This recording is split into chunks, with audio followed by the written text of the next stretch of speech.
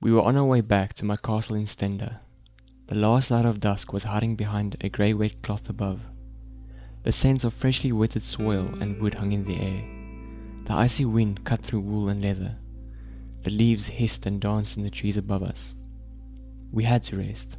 My men were cold, wet, and exhausted from travelling, so we set up camp in the woods. After struggling for quite some time, we finally got fires burning. My men shivered while staring as the flames licked their food. After most of the men ate, some went to sleep, some stood sentry. I couldn't fall asleep. For some reason, there was uneasiness inside of me. It could just have been because of what King Roy and I have discussed just days before. He wanted one of my fiefs to be handed over to a new young knight. It could have been about what was to come later that night. The night turned dead quiet, with only leaves rustling and the fire crackling. I sat upright and looked around. The moonlight seeped through as the clouds started to make way. I saw that one of my men who were on guard fell asleep. I stood up and walked over to wake him up. As I touched his shoulder, I caught a quick glimpse of moonlight reflection that came from deeper within the woods. It can just be wet leaves, I thought to myself. After waking him up, I sat in front of the only remaining fire to regain some lost heat. I kept careful watch on the area where I saw the reflection. And there it was again. It looked like steel in the moonlight. I heard distant whispers behind me and the crunch of leaves ahead. "I'm up!" I shouted. My men and I quickly scurried for our weapons and armor. I fastened the harness for my breastplate and pulled my helmet over my head. I drew my sword from my scabbard and faced in the direction from where I heard the whispers. We all stood waiting and watched different areas. The cold wet steel of my helmet turned my blood cold. "What's the fuss, my lord?" one of my men asked. I didn't know how to reply. I didn't understand why we still haven't been attacked by the people that surrounded us. "Looters," replied one of my men. After waiting for quite a while, I ordered my men to disarm. All of a sudden we heard shouts from out of the woods. An arrow hissed past my head and hit something behind me. I pulled up my shield just underneath my eyes and waited for someone to come into reach. My men started shouting as the clash of steel on steel rang behind me. Another arrow came flying out of the darkness and hit my shield. Then there they were. Men with tattered leather armor came rushing at us with shouts that revealed their position before being totally visible. One of them ran straight toward me and met me with a blow to my shield. He struck again, but I parried with my sword.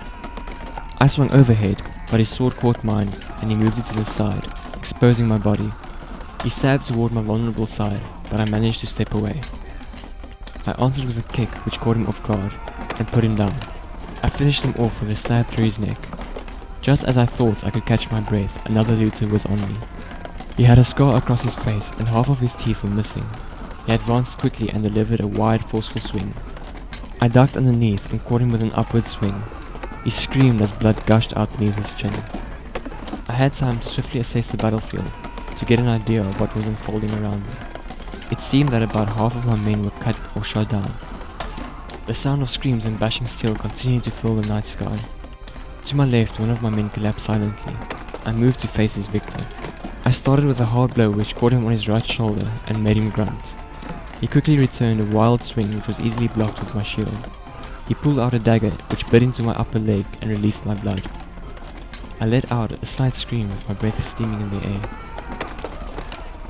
I fell to my one knee and prepared for another strike which soon came from above.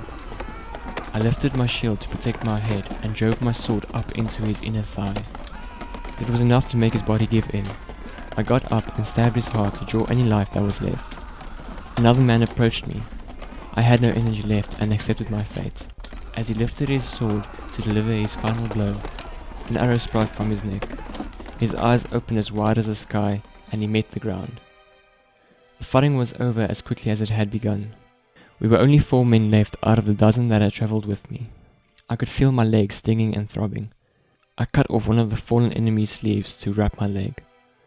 After sitting silently until the break of dawn, we got up and gathered our fallen.